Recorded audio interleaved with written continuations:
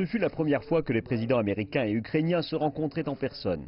Une réunion en marge des Nations Unies, planifiée bien avant l'annonce faite mardi par les démocrates du Congrès qui débuteront la procédure officielle de destitution à l'encontre de Donald Trump. Une décision qui trouve son origine dans un appel de Trump passé en juillet dernier avec son homologue ukrainien Volodymyr Zelensky. Mercredi, la Maison-Blanche a publié une transcription partielle de l'appel. Dedans, Trump demande une faveur à Zelensky, d'enquêter sur le fils de l'ancien vice-président américain Joe Biden, qui était membre du conseil d'administration d'une compagnie énergétique ukrainienne. À l'époque, Joe Biden est en course à la présidentielle face à Trump. Trump a reconnu avoir fait cette requête, mais réfute que c'était en lien avec l'aide défensive de Washington à Kiev. Encore, il semble que tout ce qui ait été dit durant la conversation téléphonique fut suffisant pour inciter un lanceur d'alerte à lancer l'alarme durant l'été. Une plainte finalement transmise aux députés mercredi.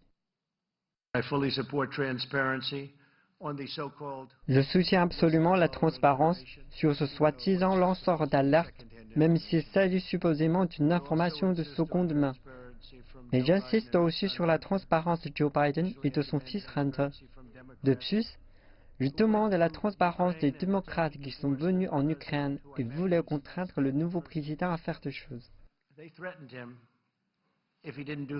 La Chambre des démocrates a déclaré que leurs actions étaient en accord avec la loi et celles de Trump, ils insistent, ne l'étaient pas. Qu'un président des États-Unis puisse interférer avec notre sécurité nationale ou interférer avec la sécurité de notre allié et agir ainsi dans le but illicite de faire avancer sa campagne, ayant déjà cherché une aide étrangère lors de sa première campagne présidentielle, est abuser du pouvoir que lui octroie sa fonction. Une fois encore, chercher l'aide d'une autre nation dans sa campagne présidentielle est la trahison la plus fondamentale eu égard à sa prestation de serment.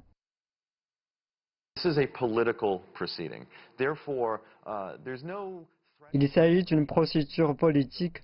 Par conséquent, il n'y a aucune passion pour personne en termes de standards juridiques.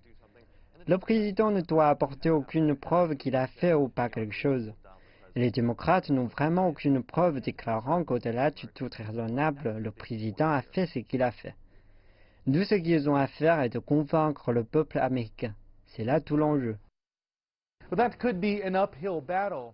Et c'est une bataille difficile à venir. Avant l'annonce de cette semaine, les sondages montraient qu'une majorité d'Américains étaient opposés à la destitution du président. Mais la présidente de la Chambre des représentants, Nancy Pelosi, a déclaré qu'elle préférerait battre Trump dans les urnes. Clairement, sa position a changé. Et les démocrates parient que ce sera le cas du peuple américain.